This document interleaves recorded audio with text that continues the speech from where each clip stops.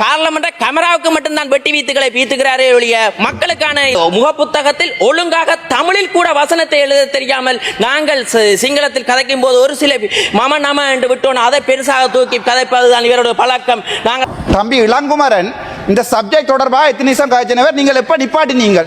நீங்கள் காதில் டிரான்ஸ்லேஷன் போட்டுக்கொண்டு கேட்டுக்கொண்டு தான் இருந்த நீங்கள். உங்களது முகப்புத்தகத்தில் ஒழுங்காக எழுத தெரியாதவர்கள் நீங்கள் தமிழர்களா என்று நாங்கள் கேட்க விரும்புகிறோம்.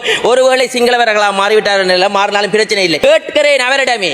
ஆனால் இன்று அவர் பெரிய பீத்தாண்டிகள் மாதிரி முன்னால் தமிழ் வசனம் கதைக்கிறார், தமிழரை உசுப்பேற்றுவது. நேற்று என்ன நிப்பாட்டினீங்க 4 நிமிஷம், நேற்று 4 நிமிஷம் நீங்க என்ன நிப்பாட்டினீங்க. ஆனா இன்றைக்கு இவரை நிப்பாட்டல. இது இந்த மூலாசனத்துக்கு வந்து அவமரியாதை. வெக்கம் மானம் ரோசம் இருந்தா தயவு செய்து அந்த கதிரையில இருக்க வேண்டாம். இளன் குமரன் மந்திரிතුமா ඔබතුමාට විනාඩි 9ක් කාලයක් ලැබෙනවා. வலுசக்தி அமைச்சின் விவாதத்தில் கலந்து கொள்வதற்கு பெருமகிழ்ச்சி அடைகிறேன். சபைக்கு தலைமை தாங்கும் உறுப்பினர்களே, மின்சக்தி எரிசக்தி அமைச்சின் விவாதத்தில் கலந்து கொள்வதற்கு பெருமகிழ்ச்சி அடைகின்றேன். எம்மை பொறுத்த வரைக்கும் தெரியும், வடமாகாணத்தில் இதுவரை காலமும் யாரும் எவரும் கண்டு காணவில்லை மின்சக்தி தொடர்பாகவும் எரிசக்தி அமைச்சின் தொடர்பான விதிகள் தொடர்பாகவும். ஆனால் நாங்கள் வந்து வடமாகாணத்தில் முதல் முறையாக எண்ணெய் தாங்கி நிலையத்தை ஒன்றை அமைத்திருக்கின்றோம் காங்கேசன்துறையில். இதற்கு முதல் அனுராபுரம் போன்ற பிரதேசங்களுக்கு சென்றுதான் எரிபொருள்களை நிரப்பி வந்து எரிபொருள் நிலையத்திற்கு வழங்கப்பட்டது. ஆனால் நாங்கள் முதல் முறையாக யாழ்ப்பாணம் காங்கேசன்துறை பிரதேசத்தில் நிறுவி அங்கிருந்து விநியோகத்தை வடமாகாணத்துக்கு வழங்கி கொண்டிருக்கிறோம். அதே நேரம் அதற்கான எரிபொருள்களை வாகனங்களில் கூடாகத்தான் இதுவரை காலமும் வழங்கி வருகின்றோம். ஆனால் அதற்கான மாற்றேற்பாடாகவும் புகையிரத நிலையத்திற்கு ஊடாகவும் அந்த எரிபொருள் நிரப்பு நிலையங்களை நாங்கள் மேற்கொள்வது தீர்மானித்திருக்கிறோம். அந்த எண்ணெய் டாங்கிக்கு எரிபொருள் பாதையை அமைப்பதற்கு கூட நாங்கள் நடவடிக்கை எடுத்து வருகிறோம். அதே நேரம் எங்களுக்கு தெரியும், வடமாகாணத்தில் அதிகளவான தீவுகள் இருக்கிறது. தீவுகளை எடுத்துக்கொண்டால் உண்மையாகவே அத்தியாவசியமான மின்சாரம் என்பது அத்தியாவசியமானது. இதுவரை காலமும் ஜெனரேட்டர் தேர்மல் ஊடாகத்தான் மின்சாரத்தை வழங்கி வருகின்றார்கள். அதற்கு கூட அந்த எரிபொருட்களை கொண்டு செல்வதற்கு கூட பலர் இடர்பாடுகளை ஏற்படுத்தி வந்திருந்தார்கள். ஆனால் இன்று நாங்கள் நெடுந்தீவு, அனலதீவு, நைனாதீவு போன்ற பிரதேசங்களில் விண்மில்களையும் அதே நேரம் சூரிய மின் கலங்களையும் நாங்கள் நிறுவி அதன் ஊடாக அந்த பிரதேசத்திற்கு வினைத்திறனாக மின்சாரங்களை வழங்குவதற்கு எங்கள் அரசாங்கம் நடவடிக்கை எடுத்து வருகிறது. அதேபோல் நாங்கள் உங்களுக்கு தெரியும், நெடுந்தீவு தீவு பகுதிகளில் எந்த எரிபொருள் நிரப்பு நிலையங்களும் கூட எந்த அரசாங்கங்களும் நிறுவவில்லை. ஆனால் எங்களது அரசாங்கம் ஓராண்டுக்குள் நாங்கள் நெடுந்தீவில் அங்கே ஒரு எரிபொருள் நிரப்பு நிலையங்களை ஆரம்பிப்பதற்கு யார் கூட நினைத்திருக்கிறார்கள், யாரும் கேட்கவில்லை. அங்கத்திய பிரதேச வாழ் மக்கள் கூட எங்களுக்கு எரிபொருள் நிரப்பு நிலையங்களை அமைக்கும்படி கேட்கவில்லை. ஏனென்றால் நாங்கள் கூறுகிறோம், அவர்கள் நினைத்திருந்தார்கள் அங்கே எரிபொருள் நிரப்பு நிலையம் பெற வேண்டார். ஆனால் நாங்கள் எமது அரசாங்கமானது எரிபொருள் நிரப்பு நிலையத்தை நெடுந்தீவில் நிறுவி அந்த நிரப்பு நிலையங்களை கூட நாங்கள் தனியாருக்கு வழங்கவில்லை. ஆனால் நாங்கள் நிறுவும் போது என்னிடம் கூட ஒரு தனியார் வந்து கடற்தொழில் மீன்பிடி சம்பந்தமான தொழிலை செய்பவர், தாங்கள் எரிபொருள் நிரப்பு நிலையத்தை செய்கின்றோம், எங்களுக்கு அனுமதியை தாருங்கள் என்று. ஆனால் எமது அரசாங்கமானது அங்கே இருக்கும் கோஆபரேட்டிவ் நிறுவனத்திற்கு அந்த எரிபொருள் நிரப்பு நிலையத்தை கொடுத்திருக்கின்றது. எரிபொருள் அமைச்சால் புனரமைத்து அந்த எரிபொருள் நிலையத்தை வழங்கி இருக்கிறது கோஆபரேட்டிவ்க்கு. அந்த வகையில் முன்னைய காலங்களில் இந்த எரிபொருள் நிரப்பு நிலையங்களை வியாபாரமாக அமைச்சர்கள் பார்லமெண்ட் பயன்படுத்திய வரலாறு தான் இருக்கிறது. எங்களது அமைச்சு அந்த அமைச்சின் நிதியை பயன்படுத்தி அடித்து அந்த பிரதேசவாழ் கஷ்டப்பட்ட பிரதேசவாழ் மக்கள் கோஆபரேட்டிவ் நிறுவனம் முன்னேறுவதற்கு அந்த கோஆபரேட்டிவ்க்கு வழங்கி இருக்கிறது என்பது அது பெருமையுடன் நான் கூறிக்கொள்ள விரும்புகிறேன். அதே நேரம் பலர் கூறுகிறார்கள், மன்னாரை பொறுத்தவரைக்கும் காற்றாலை வேண்டாம் என்று பெரிய போராட்டம் நடந்தது. அந்த போராட்டத்தில் கூட எங்களது ஜனாதிபதி அவர்கள் 2 தரம் அந்த போராட்ட உறுப்பினர்களை கூப்பிட்டு 2ஆம் தரவும் ஆணித்தனமாக கூறிவிட்டார். எங்களுக்கு தெரியும், முன்னைய காலத்தில் எடுக்கப்பட்ட கருத்திட்டங்களை செயற்படுத்த வேண்டிய கடப்பாடு இருக்கிறது. அந்த வகையில் இப்போது அனுமதி அளிக்கப்பட்ட செயற்திட்டங்கள் மற்றும் இனிமேலும் அவ்வாறான மின் காற்றாலைகள் நிறுவுவதற்கு, ஏனென்றால் அது சிறிய ஒரு தீவென்ற வகையால் நாங்கள் நிறுவுவதற்கு தடை விதித்திருக்கிறோம் அரசாங்கத்தால். ஏனென்றால் எங்களுக்கு தெரியும், வடமாகாணத்தை பொறுத்தவரைக்கும் எங்களுக்கு தெரியும், பூனேரி பிரதேசம் என்பது பூனேரி மன்னாரிலிருந்து மன்னார் வீதியால் வரும்போது பூனேரி பிரதேசம் அதுகளவு மக்கள் தொகை இல்லாத இடங்கள். அந்த பிரதேசங்களை இனங்கண்டு அந்த பிரதேசங்களில் இவ்வாறான செயற்திட்டத்தை செய்யும் போது மக்கள் எதிர்ப்பில்லாமல் அதிகளவான மக்களுக்கு வினைத்திறனாகவும் அந்த பிரதேச வாழ் மக்களுக்கு பயனை பெறக்கூடிய செயற்திட்டங்கள் வேலைவாய்ப்புகளை உருவாகும் என்று அந்த செயற்திட்டங்களை ஆரம்பிக்க தீர்மானித்திருக்கிறோம்.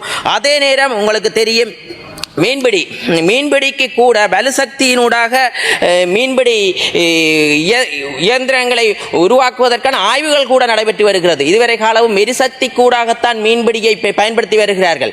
எதிர்வரும் காலத்தில் எமது ஆய்வின் மூடாக வெற்றி அளிக்குமாக இருந்தால் கடல் தொழிலுக்கு செல்பவர்கள் கூட மின்சக்தியின் ஊடாக கடல் தொழிலை செய்யக்கூடிய வினைத்திறனாக ஏற்படுத்தக்கூடிய ஒரு நிலையங்கள் இருக்கிறது. எங்களுக்கு தெரியும், இப்போது அதிகளவான இலங்கைக்குள் எலக்ட்ரிக்கல் கார்கள் வருகின்றன. எலக்ட்ரிக்கல் கார்களை சார்ஜ் செய்வதற்கு போட்டுகள் குறைவாக இருக்கிற சார்ஜிங் போட்டுகள். அதனால் அந்த செயற்திட்டத்தையும் கூட நாங்கள் இந்த அரசாங்கம் வந்தவுடனேயே 10 நிறுவுவதற்கு தீர்மானித்து இன்று 7 நிறுவி இருக்கின்றோம். மேலதிகமாக 3 அதன் ஊடாக வெற்றி அளித்திருக்கின்றது. அதனால் அனைத்து பிரதேசங்களையும் இந்த எரிபொருள் நிரப்பு நிலையங்களுடன் மின்சாரத்தை சார்ஜ் செய்யக்கூடிய உபகரணங்களை பொருத்துவதற்கு நாங்கள் தீர்மானித்திருக்கிறோம். அந்த வகையில் எமது வடமாகாண அபிவிருத்தியானது எமது அரசாங்கம் ஒவ்வொன்றாக அவதானித்து முன்னோக்கி நகர்கின்றோம். இந்த ஒரு வருடத்திலேயே செய்ய முடியாத வேலைகளை செய்திருக்கிறோம். ஏனென்றால் நெடுந்தீவில் எரிபொருள் நிரப்பு நிலையம் யாரும் நிறுவுவார் என்று நினைத்திருக்க முடியவில்லை. இங்கே இருப்பவர்கள் ஒரு சிலர் பலர் கூறுகிறார்கள், எங்களது பாராளுமன்ற உறுப்பினர் பதவியை ரிசைன் பண்ணிவிட்டு போகும்படி. உங்களுக்கு தெரியும், இங்கே பாராளுமன்றத்தில் இருந்தவர் கூட கோட் சூட்டை அணிந்து கொண்டு யாழ்ப்பாணத்தில் வேட்டியுடன் பலம் பெறுபவர் இன்று பாராளுமன்றத்துக்கு கூட வர துப்பில்லாதவர்கள், தமிழரசு கட்சி என்ற ஒரு கட்சியை அழிப்பதற்கான மூல காரணமாக இருந்தவர்கள் வெளியிலிருந்து கூறுகிறார்கள். இங்கே இருக்க அமைச்சர்கள் அதே நேரம் பாராளுமன்ற வெளியேற வேண்டும் என்று. அவரிடம் நான் ஒன்றை கூறுகிறேன், அவருக்கு முதுகெலும்பு இருக்குமாக இருந்தால் யாழ்ப்பாணத்தில் சென்று உங்களது பிள்ளைகள் எங்கே இருக்கிறார்கள், உங்களது பிள்ளைகள் யாரை திருமணம் செய்திருக்கிறார்கள் என்று கூட துணித்தலாக கூற முடியாதவர் தான் அங்கே இருப்பவர், வெளியில் இருப்பவர். அதே நேரம் நான் ஒன்றை கூறுகிறேன், இங்கே கமராக்கு முன்னால் வீரவசனம் பேசுகின்றவர், கமராக்கு முன்னால் கண்டால் வீரவசனம் பேசுவார். ஆனால் இங்கே தமிழர்களை கொன்று அழித்தவர்களுடன் கமராக்கு பின்னால் நின்று கூட்டாக கைகோத்து கொண்டு நிற்பவர்கள் தான் இங்கே இருப்பவர்கள். அதை நான் ஒன்று கூறுகிறேன், எங்களை பார்த்து கூறுகிறார் அவர் எங்களை பதவி விலக வேண்டும் என்று. அவருக்கு கூட அட்மினிஸ்ட்ரேஷன் இல்ல, பரீட்சையில் எழுத தெரியாமல் பாஸ் பண்ணாதவர் தான் இங்கே வந்து பல வெட்டி வீத்துக்களை பார்லமெண்ட் கமராவுக்கு மட்டும்தான் வெட்டி வீத்துக்களை வீத்துகிறாரே ஒழிய மக்களுக்கான இல்லை. நாங்கள் மக்களுக்கான அபிவிருத்தியை செய்து கொண்டு வருகிறோம். இந்த கதையால் மாவட்டம் முன்னேறாது என்று நான் கூறிக்கொள்கிறேன். அதற்கு முதல்ல இவருக்கு கூற வருகின்றேன், இவர் தமிழரின் கலாச்சாரமானது ஒருத்தனுக்கு ஒருத்தி, அதை கூட நிறுவ தெரியாதவர், அவருக்கு யாரென்று தெரியாது, பக்கத்து வீட்டோ அயல் வீடோ அவருக்கு கூட தெரியாது. அப்படிப்பட்டவர் தான் இன்று பல விவாதங்களை முன்னெடுக்கின்றார். அவருக்கு கொண்டே கூறுகிறேன், தமிழரின் கலாச்சாரமானது ஒருத்தனுக்கு ஒருத்தி, உங்களுக்கு யாரென்று கூட தெரியாது. அன்று வந்து இங்கே கூறுகிறார், நான் அங்கே மலைய மக்கள் இங்கே இன்று யாருடன் இருக்கின்றார் என்று கூட தெரியாதவர் தான் இன்று அவர் உலம்புகிறார். இந்த இனவாதத்தின் வலை ஏற்பட்ட போது இங்கே இருக்கும் தமிழ் கட்சிகளும் சிங்கள கட்சிகளும் சந்தோஷமாக இருந்ததை நான் அவதானித்திருந்தேன். ஏனென்றால் அவர்களுக்கு அந்த இனவாதத்தில் தான் தூங்கி பழக்கம், இனவாதத்தின் ஊடாகத்தான் வாக்குகளை பெற்று பழக்கம். நாங்கள் இன ஐக்கியத்தை ஏற்படுத்தி நல்லதொரு சமுதாயத்தை உருவாக்க வேண்டும் என்று எங்களது பயணத்தை மேற்கொண்டிருக்கும் போது இவ்வாறான செயற்பாடுகளை செய்து திரும்பவும் நாட்டு மக்களை அழிக்காதீர்கள் என்று கூறுகிறேன். ஏனென்றால் உங்களது பிள்ளைகள் பாதிக்கப்பட மாட்டார் இனவாதத்தில். ஏனென்றால் உங்களது பிள்ளைகள் எல்லாம் தென்பகுதியில் ஆங்கில ஸ்கூலில் படிக்கிறார். அவர் ஒழுங்காக அவரது பிள்ளையை கூட தமிழில் கற்பிக்க தெரியாதவர் தான் இங்கே இருந்து கூறுகிறார். முகப்புத்தகத்தில் ஒழுங்காக தமிழில் கூட வசனத்தை எழுத தெரியாமல் நாங்கள் சிங்களத்தில் கதைக்கும் போது ஒரு சில மம நம என்று விட்டோம், அதை பெருசாக தூக்கி கதைப்பதுதான் இவருடைய பழக்கம். நாங்கள் அவரிடம் ஒன்றை கூறுகிறோம், தமிழில் கூட உங்களது முகப்புத்தகத்தில் ஒழுங்காக எழுத தெரியாதவர்கள் நீங்கள் தமிழர்களா என்று நாங்கள் கேட்க விரும்புகிறோம். ஒருவேளை சிங்களவர்களா மாறிவிட்டார்கள், மாறினாலும் பிரச்சனை இல்லை, மாறத்தான் வேணும். ஏனென்றால் கொழும்பில் தான் இருக்கிறார், அவர் திருமணம் செய்ததை அப்படி யாரை திருமணம் செய்திருக்கிறேன் என்று கூட கூற முடியாதவர்கள் தான் தமிழர்களின் கலாச்சாரத்தை தமிழர்களின் கலாச்சாரத்தை மேலே உயர்த்த போகிறார்களா கேட்கிறேன் அவரிடமே. ஆனால் இன்று அவர் பெரிய பீத்தாண்டிகள் மாதிரி முன்னால் தமிழ் வசனம் கதைக்கிறார், தமிழரை உசுப்பேற்றுவதற்காக செயற்படுகிறார். இவ்வாறு உசுப்பேற்றிய தமிழர்களை கொலை செய்த வரலாறு தான் இருக்கிறது. அவர்கள் ஒருமித்து தமிழ் சிங்கள முஸ்லீம் அனைவரும் ஒருமித்த நாட்டை கட்டியெழுப்பிக்கின்ற வரும், அதுக்கு ஆதரவை தாருங்கள் என்று கூறிக்கொண்டு விடைபெறுகிறேன். நன்றி, வணக்கம்.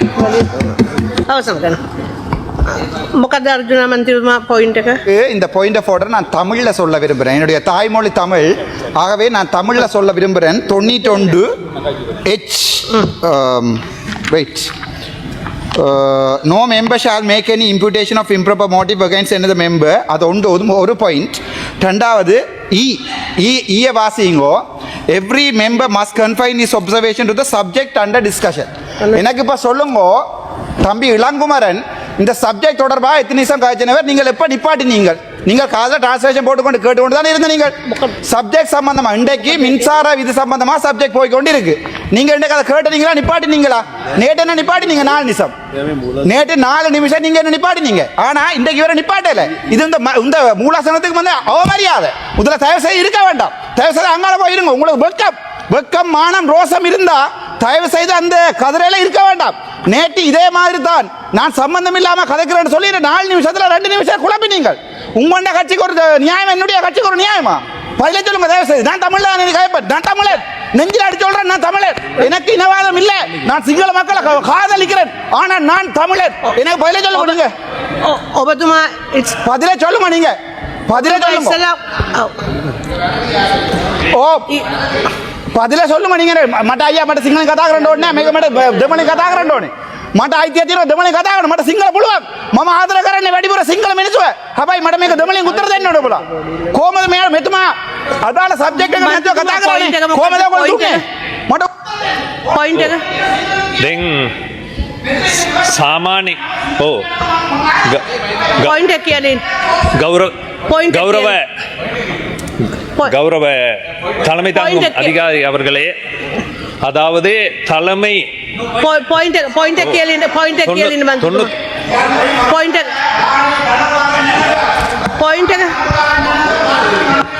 මේ රත්තරන් කිරිබොන මේ මෝඩේ කතා කරන්නේ හරිද? පොයින්ට් එකක් නෑනේ මන්ත්‍රීතුමා. පොයින්ට් එකක් නෑ. කවුද ඊළඟ බං? ගරු පී සත්‍යලිංගම් මන්ත්‍රීතුමා, ඔබතුමාගේ කාර්යය ආරම්භ වෙනවා. විනාඩි 9ක් කාලයක් තිබෙනවා. Thank you very much. I would like to